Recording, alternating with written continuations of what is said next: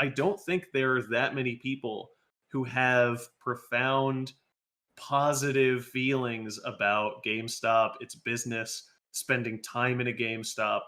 If GameStop was this institution for which people had a lot of nostalgia, if the like trade-in deals were better, if the not the return policy, but if you could sell back your games for better prices, if you could sell back your consoles for better prices, if there was like not a cascade of problem after problem after problem that gamers have identified with GameStop, with dealing with GameStop, then there's a possibility that like if you open up GameStop as a place that players can go to, I don't know, play co-op games together, hold esports tournaments, turn them into like the little boutique tabletop stores, but for video games. Like you could totally do that if GameStop had a stronger or like more favorable reputation.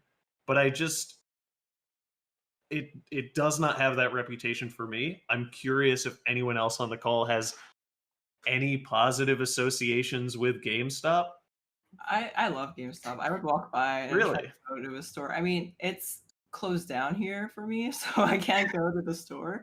But it's closed down in other neighborhoods too, and so it's pretty rare that I can actually walk in that. But I think it's part of the nostalgia. Like I lost Barnes and Nobles in this neighborhood already.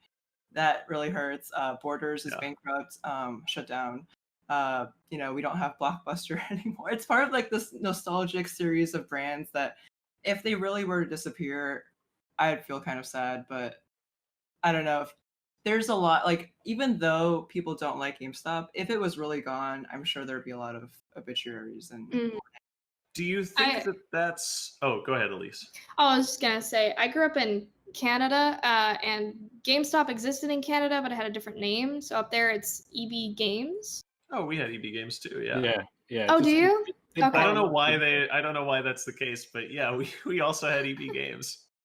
Yeah. But I do have like some positive memories when I was younger, like going to midnight launches at EB Games. For like I did that for several Assassin's Creed games. But I mean, as someone who also later on went to work for Game Informer, which is a magazine owned by GameStop and was then laid off by GameStop, I'm forever going to not like GameStop, I think. So, but that's just me.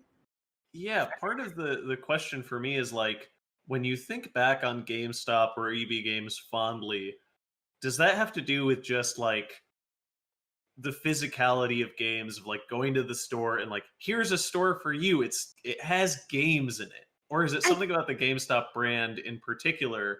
Because I can understand the former of like, oh, I loved like going to a store as a kid and seeing games, like holding the package. I don't know if that carries over to like the brand GameStop. Yeah, for me, I don't think back as like, oh my god, I got Assassin's Creed 2 at GameStop, at midnight. It's more like, oh my god, I got Assassin's Creed 2 at midnight. I had it, like, I remember holding that in my hands in the car on the way home and being like so excited that I was finally going to get to play this game that I had been waiting forever for. Yeah. So it's really, it could have been Best Buy, it could have been, Walmart. It wouldn't have really mattered, I don't think, what store it was. It's just more of like, I got to get it exactly at midnight, which was exciting as a kid. So yeah, and now you get to pre-download it on your console or PC and have it ready as soon as they let it they release it. So I think the user experience has just changed so dramatically with online stuff that those experiences don't really register anymore for a lot of people, I don't think.